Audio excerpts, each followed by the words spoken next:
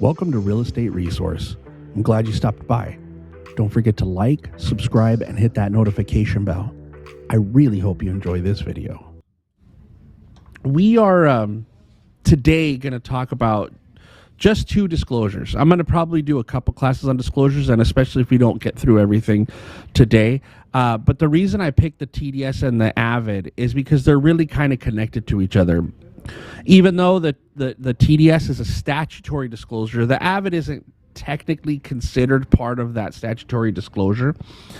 The AVID is a tool as part of it, right? So in the TDS, and we'll see that as we look at it today when I share my screen, the TDS has a section for both the listing agent and the buyer's agent for them to list their visual inspection, the things that they find on their visual inspection. And obviously on the transfer disclosure, there's not enough room for you to list everything that you see or find. And remember, in your visual inspection isn't about the condition of the property other than that it's anything that could be a material defect. So for example, and we'll talk about it when we get to the AVID, if I'm doing my agent's visual inspection disclosure, and that's what the AVID stands for, just in case anybody didn't know. If I'm doing my visual inspection, I'm not going to list the color of the room or whether the room was redone or the house is, up to date or looks nice or looks good. That's not what that's for. The visual inspection disclosure is specifically for an agent is to list material defects, things that could cause the buyer to lose interest in the property or choose not to buy the property. And so as part of the transfer disclosure, the TDS, there's a section for the buyer's agent and the listing agent to put that information in, those material defects that they see when they're doing their visual inspection. Obviously, there's not enough room. So what was created was a form called the Agent's Visual Inspection Disclosure. It's a specific form that kind of helps guide you through that section of your job of doing that visual inspection.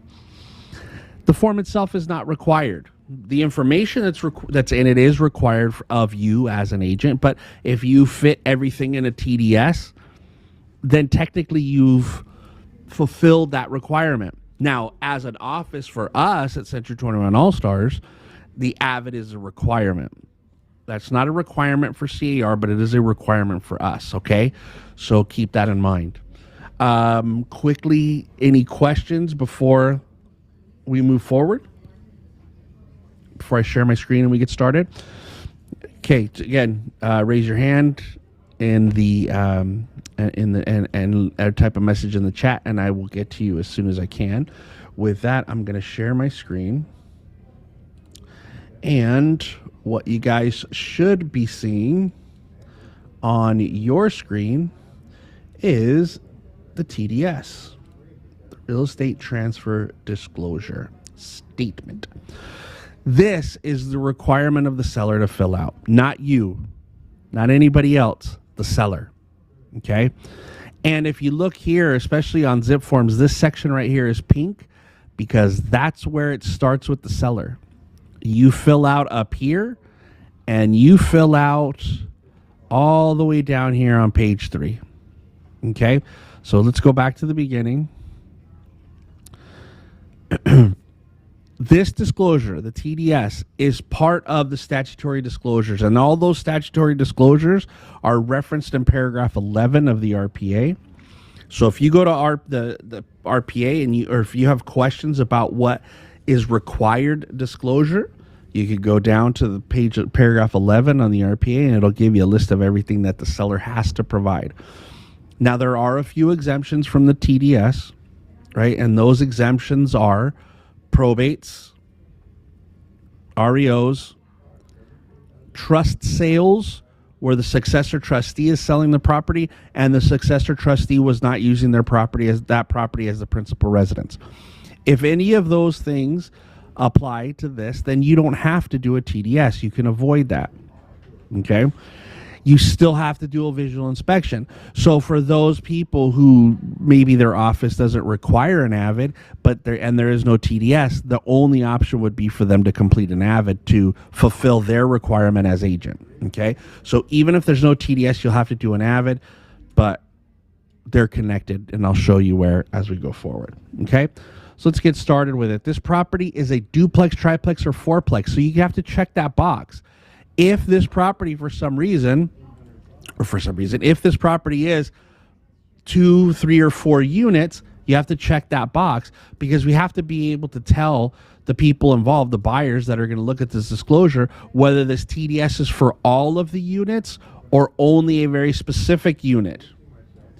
Now, my suggestion is that you do individual TDSs for each unit, because it'd be difficult. So if I had 3 units and they were all 2-bedroom, 1-bath each, as I'm doing the disclosures, it's kind of difficult to differentiate between which unit the issue is in or isn't, or if one of the units doesn't have any disclosures to make but the others do, I still have to differentiate those. So my preference for you, even though it's allowed for you to do 1 TDS for all 4 units, would be 1 TDS per unit. And that'll be the same way with the AVID. In this case, let's just say it is not units. We don't need to worry about that. This is just a disclosure for a single family residence, and we're going to move forward. This disclosure statement concerns the real property situated in the city of, right? So let's just say, we'll use the office address as our stuff, right? We're in Pico in the county of Los Angeles. Oh, sorry. I went to city of Pico Rivera. I put that in the same spot. County, if I put it to the wrong one. Okay. And the property address.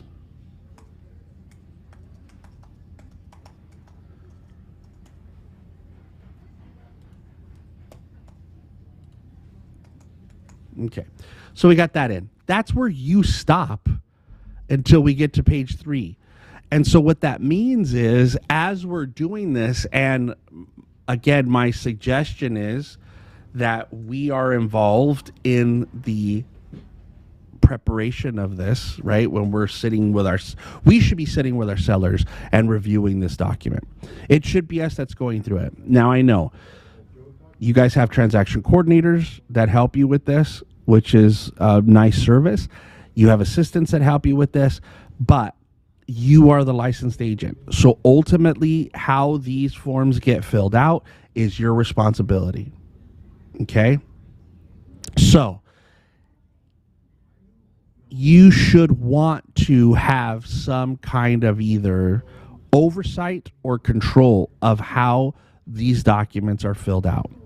And I know there are agents out there that love to take shortcuts, and some of them just send these documents, the TDS and stuff, to the TDS and the SPQ, and we'll get to the SPQ in another class, to their sellers without any context, and just say, I need you to answer these questions.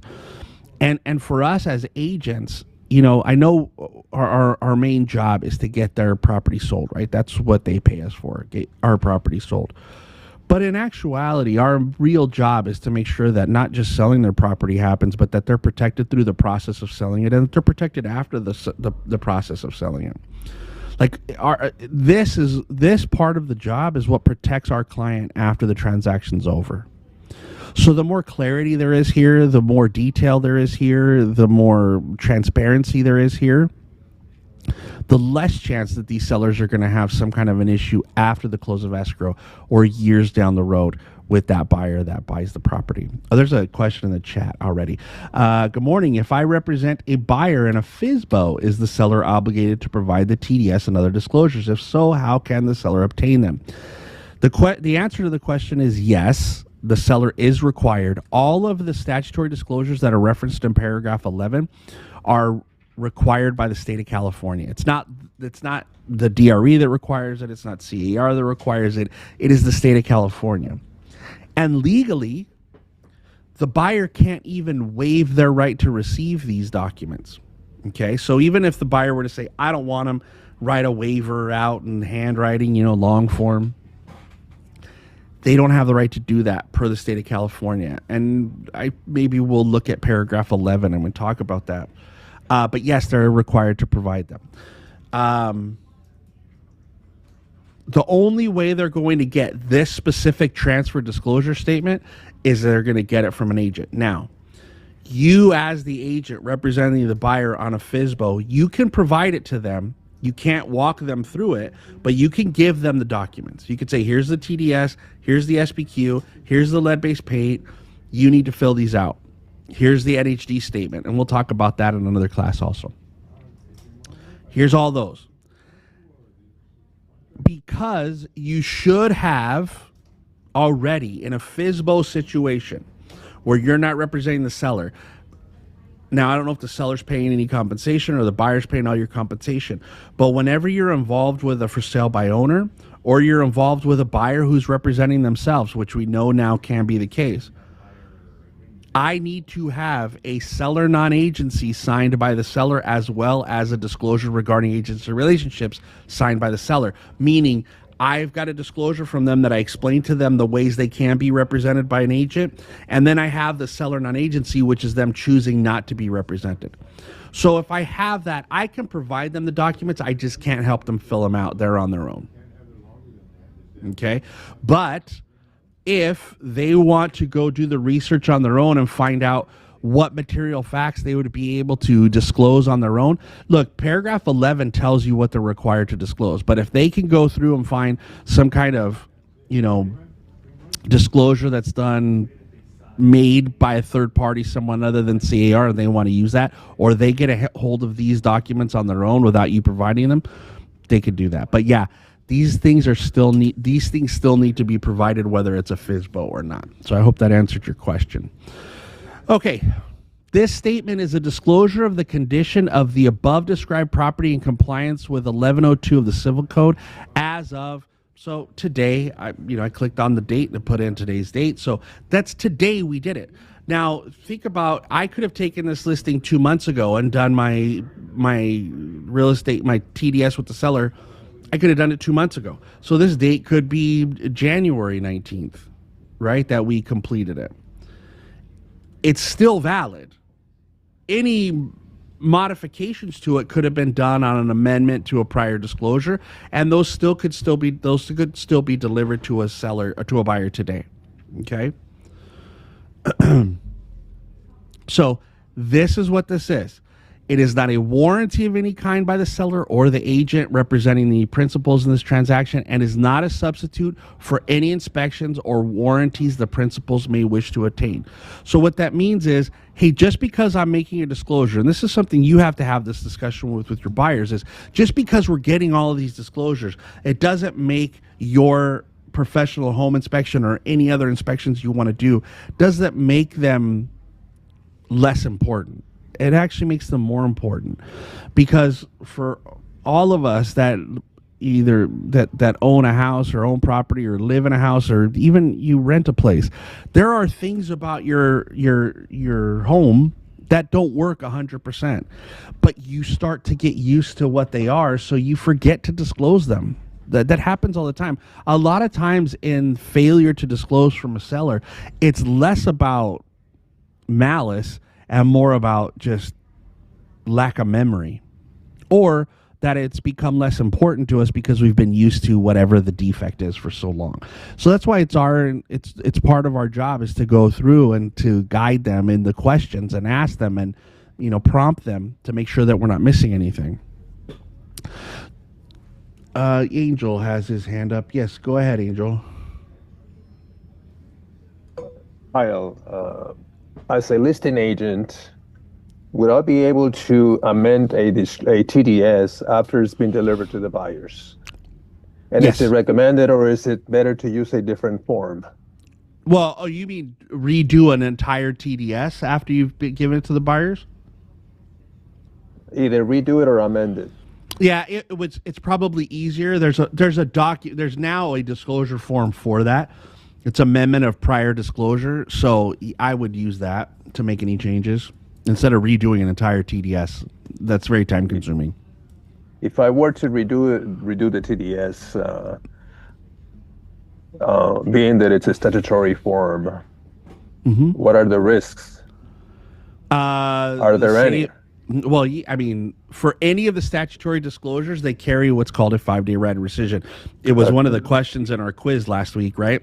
They carry a 5-day right of rescission, which means that in the case of whether I either do a new TDS or I amend the TDS, they get a new 5-day right of rescission when I send it to them.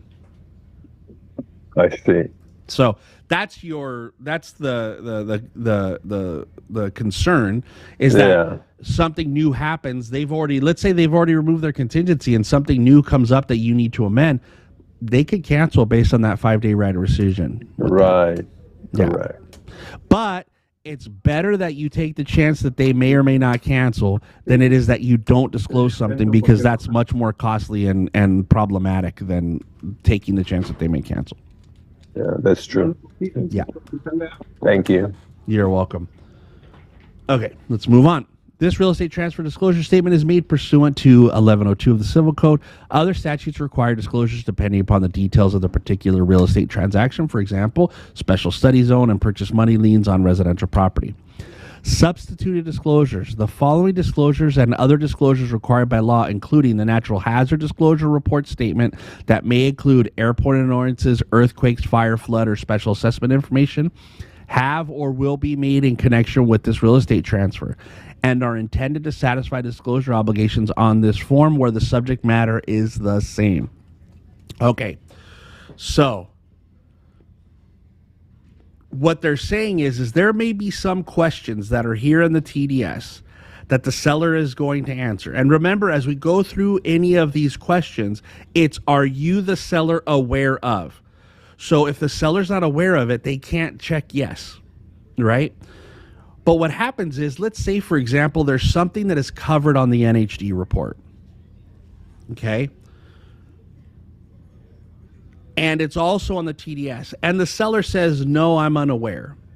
But the NHD report discloses that, yes, that is true. Whatever that option, that question was, then the seller is still protected as long as they provided the NHD report or statement. Does that make sense, right? Those other disclosures that we have, that we make, if they have the same information as what's on the TDS and we disclose it in another form, it's considered disclosed and the seller's protected. So, for example, if there was something about an earthquake or a fire zone that was asked on the TDS and my seller didn't know the answer, so they put no. And then the NHD report came out and said, yeah, there is a problem with the fires, right? The fire area. If there was an issue later and the buyer came back and said, well, the seller didn't tell me on the TDS, the seller would be protected by the NHD because the information was still disclosed, okay? So you have to keep that kind of stuff in mind also, as when you're on the other side where you say, well, the seller didn't tell us. No, but the NHD report did, and that's just as good as the seller telling you, okay? The next section, all these things that are in pink have to be filled out by the seller, okay? Now, inspection reports are completed pursuant to the contract of sale or receipt of deposit. So if, let's say, for example, I already have the city pre-sale inspection, I could put it there. I already have, or we agreed as part of this purchase agreement that I was going to pay for a physical inspection as seller, then the seller would check this box because there would be other stuff there. If not, leave that box alone. But if I do have a physical inspection from a previous escrow, or I have any other kind of inspection report from a previous escrow, seller can check the box, list what those, and you can see it says editable by seller one only, right? I can check that box and list which other inspection reports I am including as part of this TDS. Now, what that does is it expands the scope of my disclosure, because not only am I disclosing the material facts of the things I know as seller, but I'm disclosing what other reports have found about the property, which just expands what it does is it continues to remove the chance for liability after the close of escrow. Now, remember, substituted disclosures are the other disclosures like the SPQ or the NHD report. So you don't want to check this box if you're providing these things, obviously. Okay? Questions before I move on? Nobody? All right, good. Seller's information. Again, see, it's all in pink. This is the seller filling this out. The seller discloses the following information with the knowledge that even though this is not a warranty, prospective buyers may rely on this information in deciding whether and on what terms to purchase the subject property. Seller hereby authorizes any agents. Now, remember, it says any agents representing any principals, because this form could be responsible, is required, whether there's agents involved or not, right? Or the disclosures that are contained herein are required. Representing any principals in this transaction to provide a copy of this statement to any person or entity in connection with any actual or anticipated sale of the property. So, for example, let's say that I did my disclosures the minute I took the listing.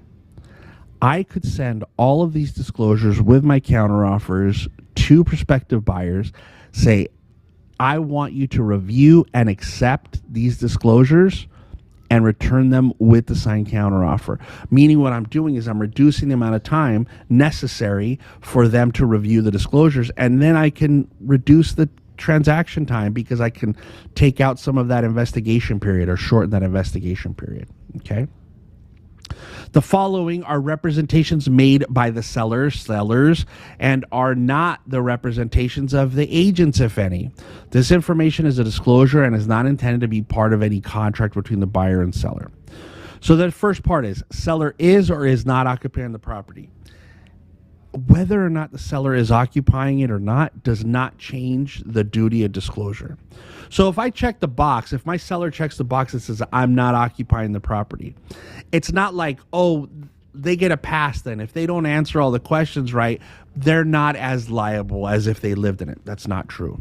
That's not true. They just want to know, did you live in it? Did you not live in it? It's just information.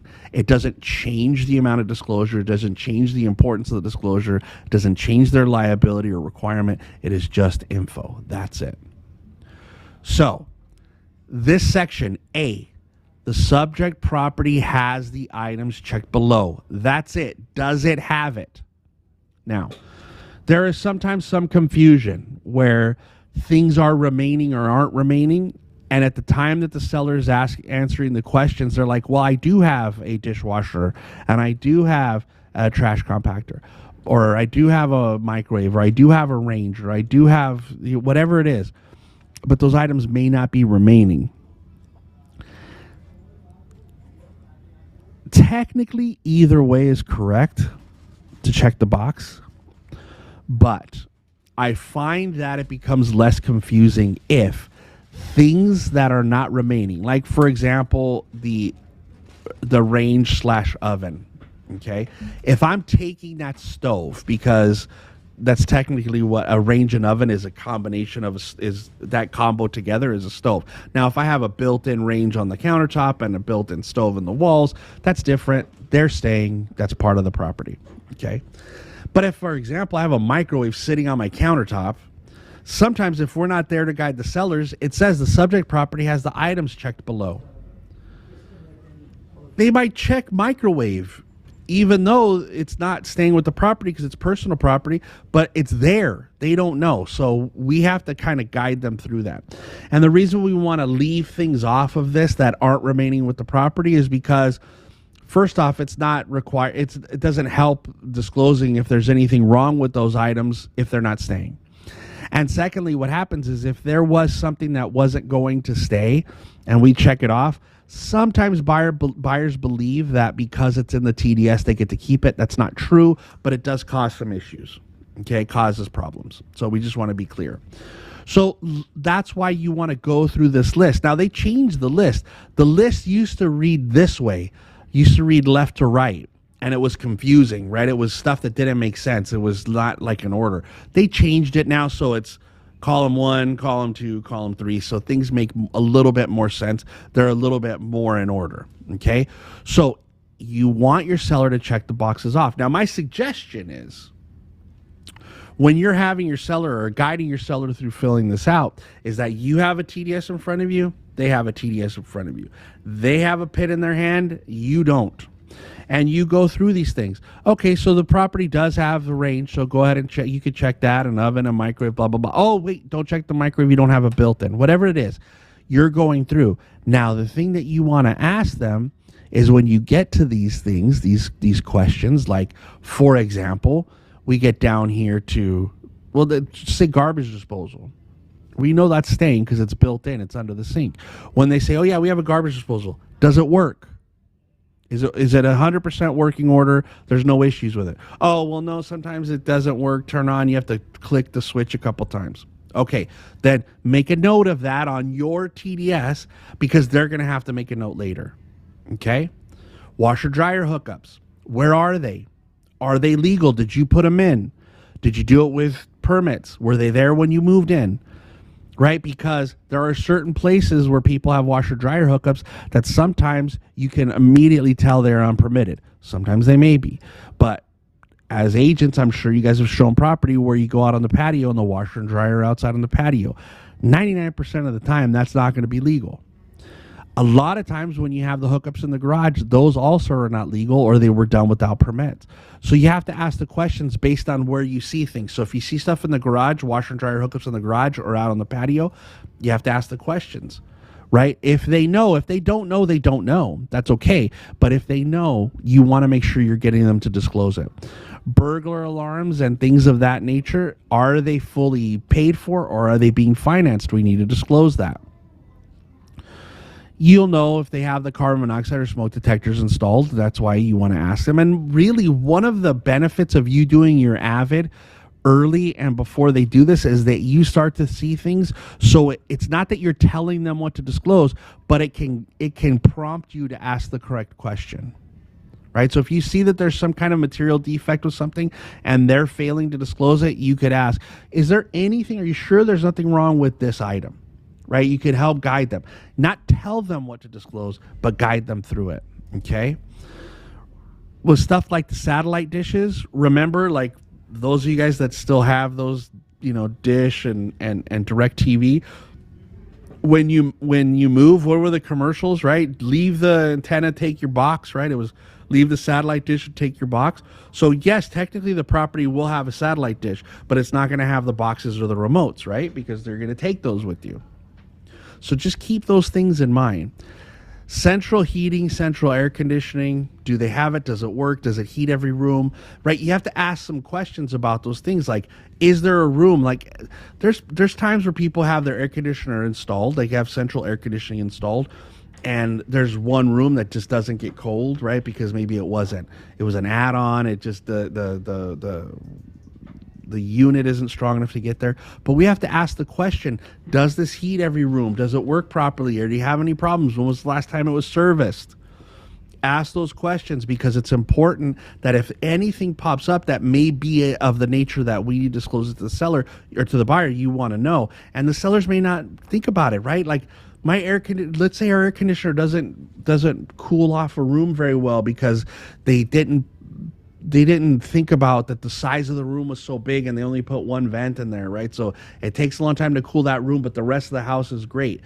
They don't think about it because they've lived with it so long that it's an issue that I have to disclose. It just is what it is. But we need to tell buyers that because could that cause a buyer to change their mind?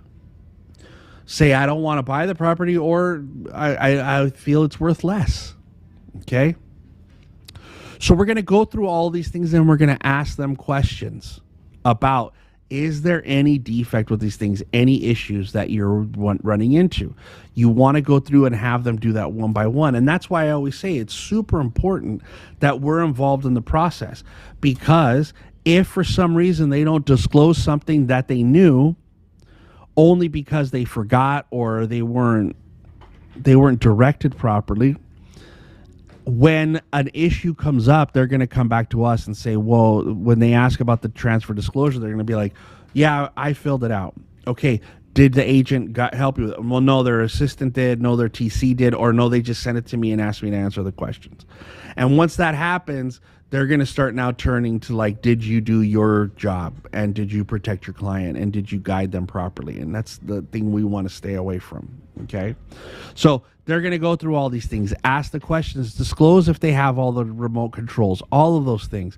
Where they have exhaust fans, right? Like you have an exhaust fan in the kitchen, you have exhaust fans in the bathroom. Do they work? Is there 220 anywhere? Is there fireplaces anywhere? Do they have gas starters? If they don't know the answers to the question, they don't know the answers to the question. Okay? Now, that's where this section comes in. Are there, to the best of your knowledge, the seller, any of the above that are not in operating condition? Yes or no?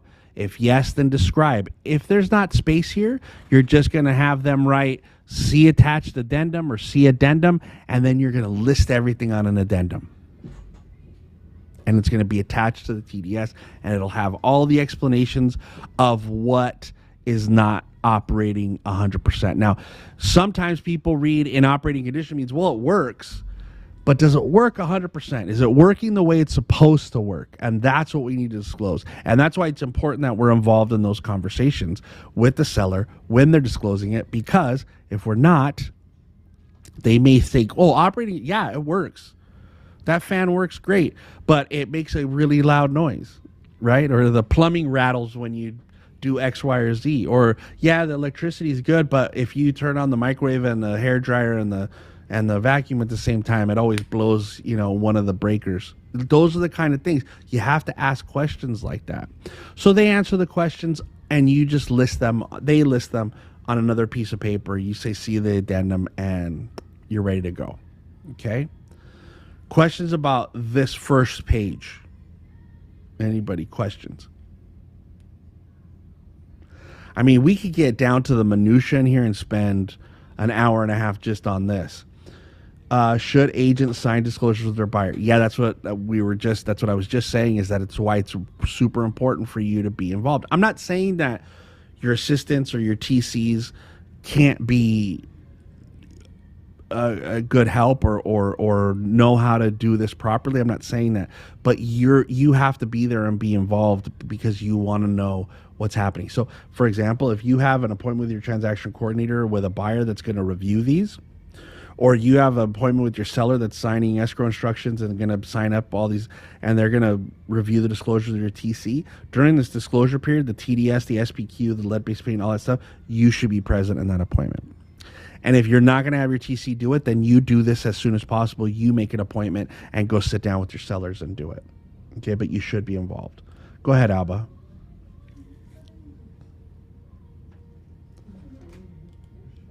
Go ahead, Alba. There you go. Thank you, Kyle. You mentioned that if it's a trust, they are exempt from this. What is the form that we use to send them?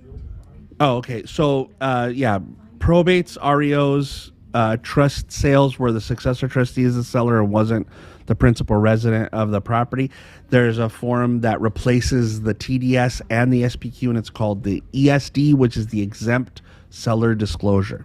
And it's like an SPQ. It's just, very much shorter, and it just allows them to answer a few questions that are important to the buyer. Exempt seller disclosure. Yeah. Okay. But only for probates, REOs, and trust sales with a successor trustee. Yes. Thank you. Yeah, you're welcome. Okay. So now we're getting into this section again with more questions about the seller. Are you seller aware? Always think of that. Are you seller aware? That's how they have to answer the question. Because if they're not, then the answer is no. Are you seller aware of any significant defects, malfunctions in any of the following? Yes or no? Are there any significant defects in the interior walls, the ceilings, the floors, the exterior walls, the insulation, the roofs, the windows, the doors, the foundation, the slabs, the driveways, the sidewalks, the walls, the fences, electrical systems, plumbing, sewer, other structural components? You got to go through it. Now you're going to go through it and ask them the question. Okay, on the interior walls, is there any problem? Now remember, I said it's important that you do your AVID before, because you're going to see things, right? You're going to notice some material defects, right? Now, this is actually for significant things. So if for the seller to say, oh, there's a crack in the driveway, that's not significant. If there is an issue, a significant issue, like they have problem with the floors or ceilings, like the floor is sinking, or the ceiling has, a water leak, or whatever, there was a water leak and the ceiling is damaged and needs to be replaced. Those kind of things are major. Okay. Let's see. Always in the chat, always recommend an in-person appointment. I mean, they're better because it's easier to go through with them. But if you can't do it, if you got to do it online, over the phone through through Zoom, whatever, then you could. Yeah. Do we need 2 TDSs if I'm dealing with a couple that's divorced? I mean, if you can convince both of them to do one, it's better. If not, if you have the main seller that you're dealing with that's signing all the documents, like, if both of them have to sign, both of them should be aware of what's happening on the disclosures, because they're both liable. So you may need 2 unless you can get them to sign off on the other one and agree to the information that's in there. Okay. So if there are any issues with any of these things, just like before, we're going to explain right here what the issues are. If there's not space, we're going to add an addendum, and they're going to explain those issues. Okay. Here's the little asterisk. Remember up here, like it says the subject property has the items checked below, and it's a C note on page 2. Here's the note. Installation of a listed appliance, device, or amenity is not a precondition of sale or transfer of the dwelling. So what that means is that just if I check off the box that's there, or if it's something that's required, maybe based on some law that came into effect after the property was built or after I owned it, I'm not required to do that. I'm not required to add it and then disclose it. So that's basically what that's saying about these items here. Okay, so just because I check something off, because the property does have a stove or an oven or whatever, and I check it off, doesn't mean it's staying unless it was addressed in the purchase agreement. It could be problematic if it gets to the point where we have some kind of civil dispute that it was in there. It can be problematic, but it is not a guarantee that I'm leaving it. This is not a commitment to installing or giving something if there's a mistake as to what the property has in it. Okay, so let's get down to these questions, okay, because they have to answer these questions. Are you, seller, aware of any of the following? Substances, materials, or products which may be an environmental hazard, such as, but not limited to, asbestos, formaldehyde, radon gas, lead-based paint, mold, fuel, or chemical storage tanks, and contaminated soil or water on the subject property. Are you aware? No. Great. Then you're going to check the box for no. Okay, that's it. Features of the property shared in common with adjoining landowners, such as walls, fences, or driveways, whose use or responsibility for maintenance may have an effect on the subject property. Are you, the seller, aware of this? Now, if they say, oh, no, I'm not aware, we don't have anything. Well, but you guys do have that fence in the backyard that you share with your neighbor, and you do have the fence on the side yard by the patio that you share with your neighbor. Oh, yeah, those. Okay, then maybe it's a good idea that we put yes, right? I'm just kind of giving them some advice. Okay? But I'm not telling them, I'm not going to say, by the way, you need to write yes because you have this wall, that wall, that wall. I want them to come to the conclusion that yes or no, they know what they're talking about. And then if they say no and I know that the answer is yes, then maybe I'm going to try to maneuver them to the correct choice to protect them. I'm not disclosing it for them. Okay? Number 3, any encroachments, easements, or similar matters that affect interest to. They may or may not know if there's an encroachment or easement. They could not know. That's very easily that they don't know. Will some of that stuff come up if there's an encroachment or easement? Will it come up on the prelim? Absolutely. Guess what happens? If it comes up on the prelim, seller didn't know about it, so they put no, but it's on the prelim and gets disclosed, the seller's still covered. Okay? Now we get to the section where the seller should know the answer to these questions. Any room additions, structural modifications, or other alterations or repairs made without necessary permits. Now, if they did anything without permits, they should be able to disclose that. They should know the answer to that question. If they didn't, then the answer is no. Now, if they bought the property and were disclosed to them that the family room was added on as unpermitted addition, then they need to disclose it because they know. Because they were disclosed that. They didn't do it, but they were disclosed, so they need to disclose. Okay? Even if they have a concern about it, they could check off the yes, and they could explain it in the explanation section later, and we'll get to that. Okay, so that's things done without permits. The next question is room additions, structural modifications, or other alterations or repairs not in compliance with building codes. Now, you could have something that is unpermitted, but it is done completely to code. You can't have something that is not done to code and is permitted, right? So that's impossible. But you could have something. You could say, hey, we did the work to code, but we just didn't go through the process of getting a permit done. Okay, you could do that. That's okay. So those two could be, one could be a yes and one could be a no, depending on which way you're going. Like if I put, I did this without permits, yes. Is it done with the code? Yeah, no, it's done to code. But if I put yes here, then this has to be no up here, right? Or I mean, yes up here. It has to be yes. If yes, I did things without doing building code, it has to be unpermitted. I could have something that is unpermitted and then still be the building code. It's just, I'm just kind of trying to point that out. Okay. If transfer required the property within 18 months of accepting an offer to sell it, transferors shall make an additional disclosure regarding the room additions, structural modifications, or other alterations or repairs on the seller property questionnaire. We'll get to that in another class. That's the new law that just says, hey, by the way, you have to make some other disclosures if you've done some work in the last 18 months or you bought the property within 18 months and you've done work on it, okay? Fill, compacted or otherwise, on the property or any portion of that's fill dirt. If you filled in any space on the property, did you do that? Yes or no? You disclose it. Any settling from any cause or slippage, sliding, or other soil problems, do you know of them? Yes. Floodage, draining, or grading problems, do you know? Yes or no? Now, you could ask questions to help guide them, like, hey, when we get to this question for floodage, draining, or grading problems, do you have any sections of your property that it rains and the water just stays forever? You have puddles for a really long time. If they say yes, you may want to say, well, maybe you want to disclose that because you could have problems with mosquitoes and some other stuff. Okay. Let's see here. How does a seller disclose if the sewer is connected or not to public sewer septic system? Well, they can't disclose it if they don't know. But really where that's the biggest problem is the city of LA, and the 9A report will cover that. Major damage to the property or any structures from fire, earthquake, floods, or landslides. Very simple. They should know the answer to that question. Yes or no. If they're aware, no. Neighborhood noise problems or other nuisances. This becomes a bit of an opinion, so that's on your seller. I wouldn't push them one way or another. Just ask them the question.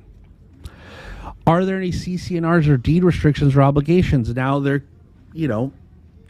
usually we're going to know that question, yes or no, right? A condo or a townhouse complex, the answer to that's always going to be yes. Same with 13. But sometimes there are, communities that don't look like they would have CC&Rs, and they do, or deed restrictions, and they do. So you have to ask that question. Again, if we don't know, generally those deed restrictions may show up as a title search, especially if it's a deed restriction. Okay. Same thing with the homeowners association. That won't show up on title, but you should know if you're part of a homeowners association. The seller should know because they'll pay the homeowners association dues. So that's pretty easy. That shouldn't be one that becomes an issue. Same thing with any common areas, right? Because if I live in one of those communities, I know I have the tennis courts or the pool or any of those things. Any notices of abatement or citations against the property. If they don't know, they should have been recorded, so they might show up on title. But if they know they have a citation, they know. Okay. And then this one is any lawsuits that are ongoing or potential. That's what you want to disclose. And if any of these are yes on any of these 16 questions, then you're going to explain that yes here. If you don't have space, you're going to put C addendum, and you're going to add that space to the addendum.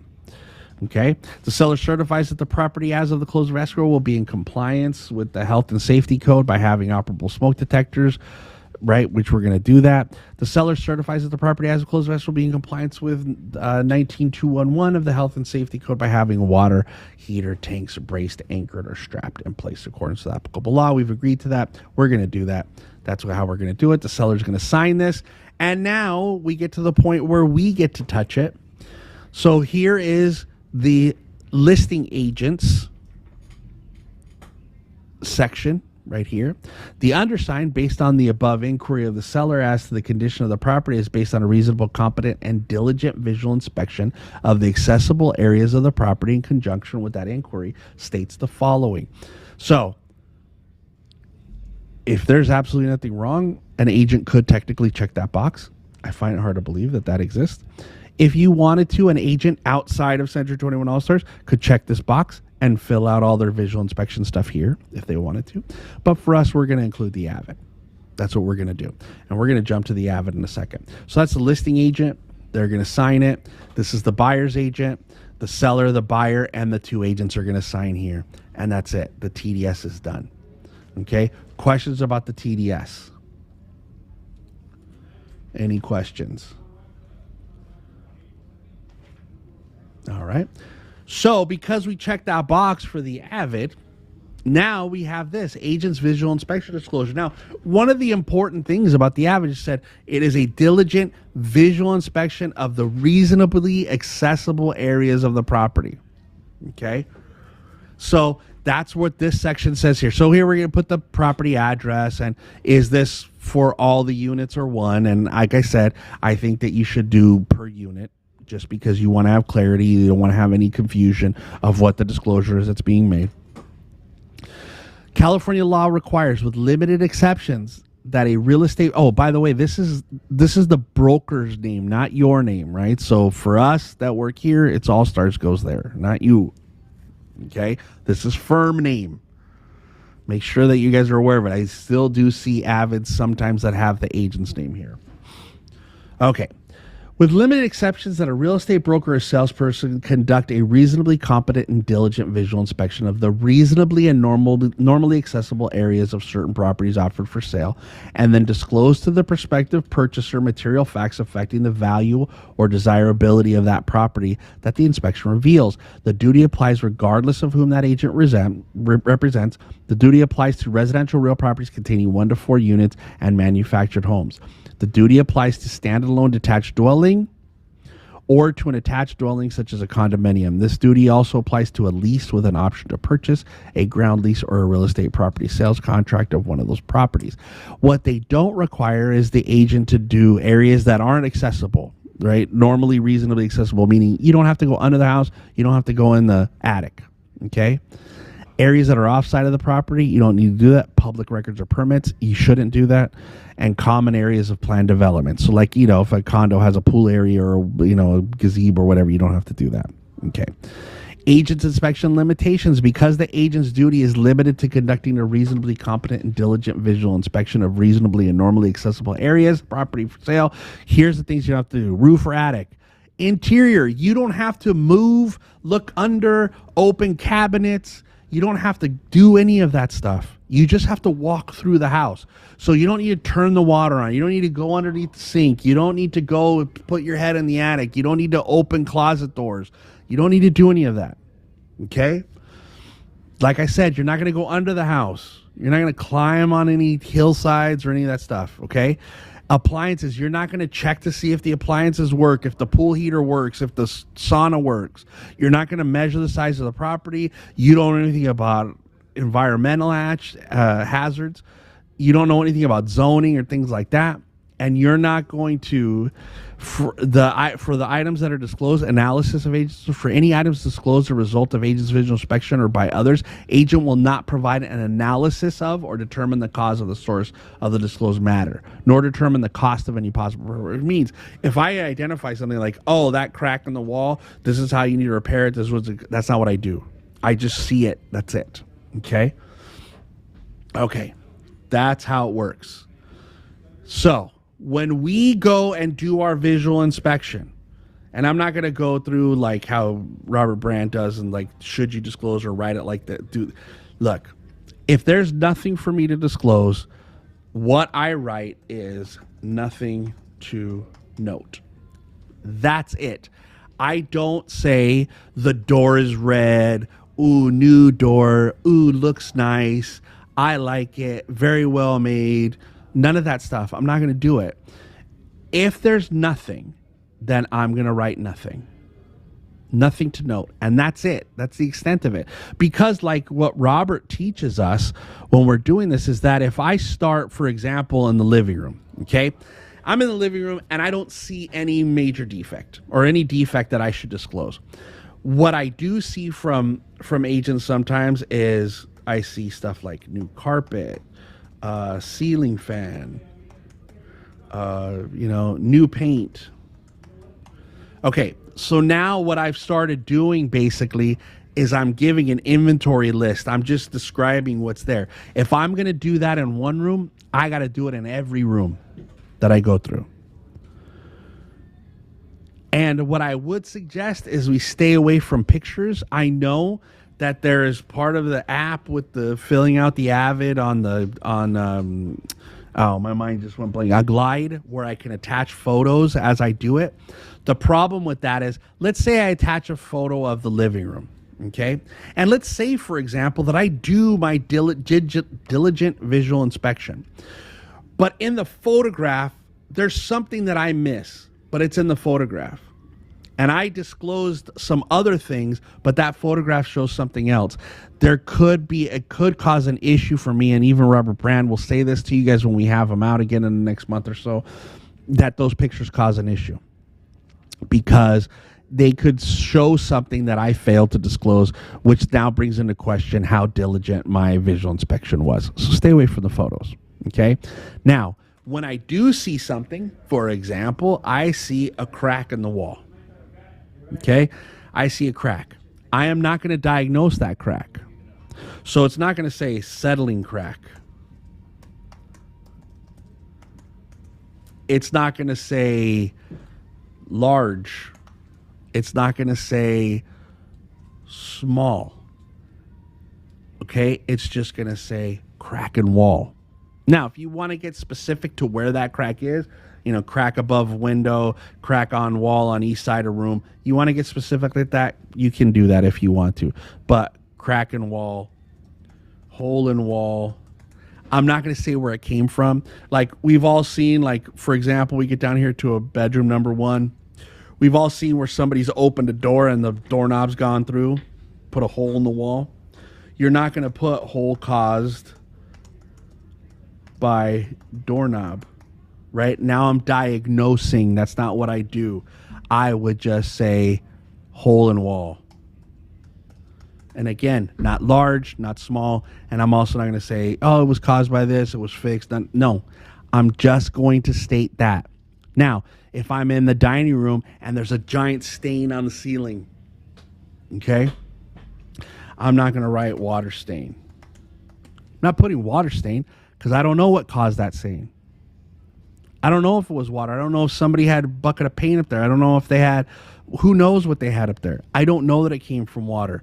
So I'm just going to put stain on ceiling. And again, I'm not going to put large stain, small stain. I'm not putting any, I'm not diagnosing it. I'm not giving my opinion of it. I'm stating a fact, and that is it. And still to this day, one of the things that drives me nuts is when I'm reviewing files and I see people that put looks good, new paint, new this, new flooring, new that. That's not what this is for. And I wish I could get through to so many people to make sure that they understood that that's not what this is about. It is just about what you see, and it is about defects that you see in the property. And you have to be careful what you disclose and how far you go, because it could reverse, it could work the opposite. If you think that by disclosing a whole bunch of stuff, right? Like, you know, when we get down here to this section on the other and other observed known condition, oh, there's this, there's that, there's noise, there's going to be that. You got to be careful because we don't know for sure. Okay. Now, could you say conditions like let's say there's train tracks across the street. I'm not going to say, oh, it's loud because of trains. I'm just going to say train tracks across the street. If there's a school in the area, I'm not going to say, oh, busy in the mornings, busy in the afternoon because of the school. Like lots of traffic in the afternoon because of school. I'm just going to say school across the street. Whatever anybody can imagine happens because there's a train across the street or there's a school across the street has been disclosed by me telling them there's a school or a train. I don't have to get into the specifics of it, because if later on they go, oh, well, the train is noisy, we don't like it, they can't blame me because I put on there, hey, by the way, there's a train across the street. And probably under neighborhood nuisances, the seller put into their disclosures that there's a train across the street and it makes a lot of noise. So be careful. Please, again, don't diagnose. don't write a list of what you see in the property or what the colors of the walls are or if things are new. Just write what you see. Okay? I'm hoping that this had some clarity for you guys on making sure that you fill this out properly. Any questions? Does anybody have any questions? I'm going to stop the share. Anybody have any questions about anything? Yes, Virginia. Go ahead, Virginia.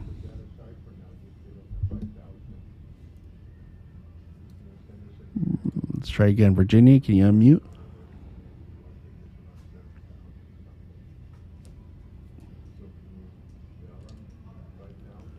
Virginia, are you there?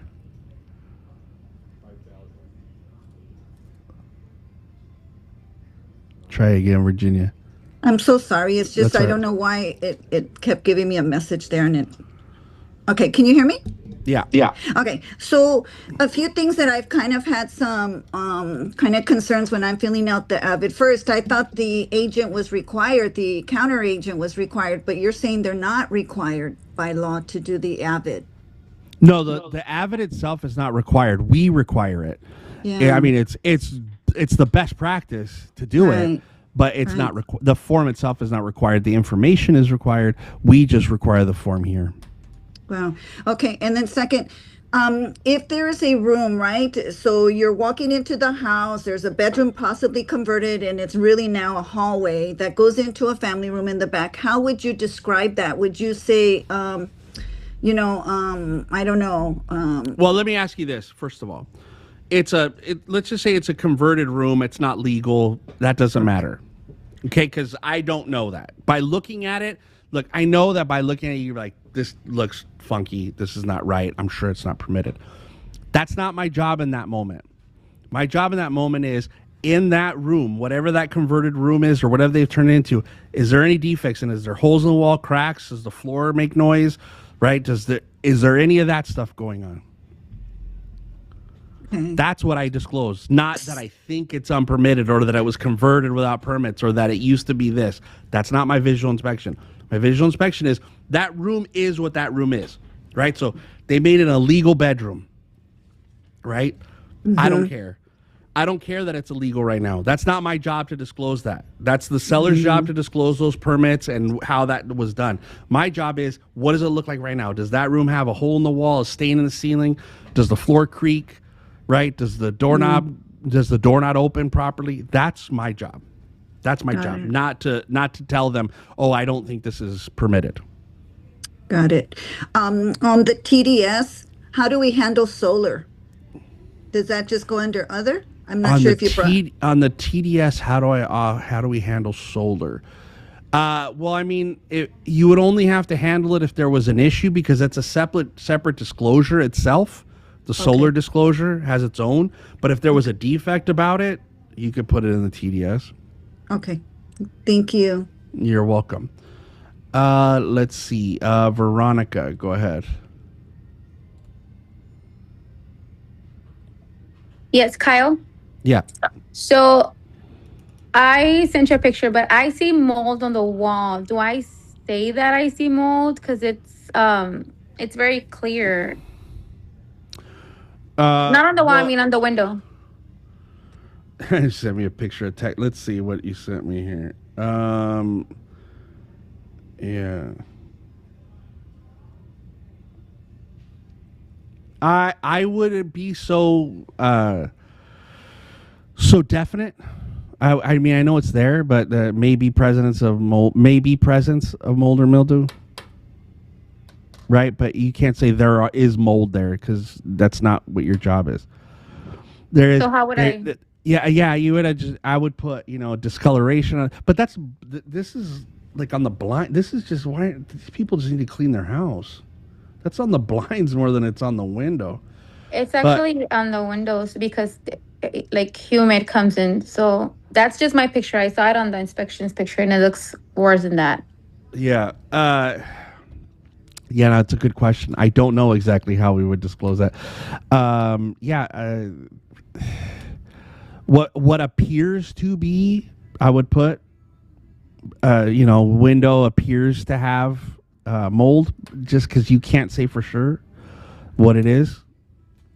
So I would say appears to be. Okay. Okay. Thanks. Yeah, I mean, you could say mildew, but it's a clear. You guys have to see the picture. If we would be able to share it here, it's not. It's not mildew. It's not.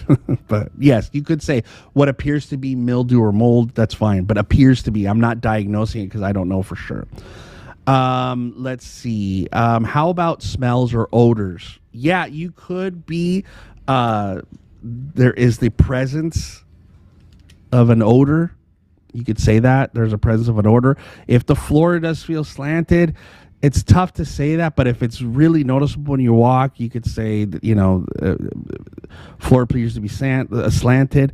Abnormal or low ceilings, that's a tough one. I mean, I don't know how would you say that, but you could say ceiling appears to be lower than normal. Just again, you're saying like I'm looking at it, it looks like something might be off, but you don't want to say for sure that this isn't normal because that could be a permitted ceiling height from years ago when it was built and we don't know. And so now we're making a disclosure that isn't true.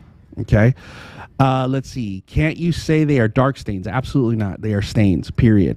Dark, you saying dark is your opinion because to somebody else, they could be light stains. So no, it is just a stain, not dark, not anything else.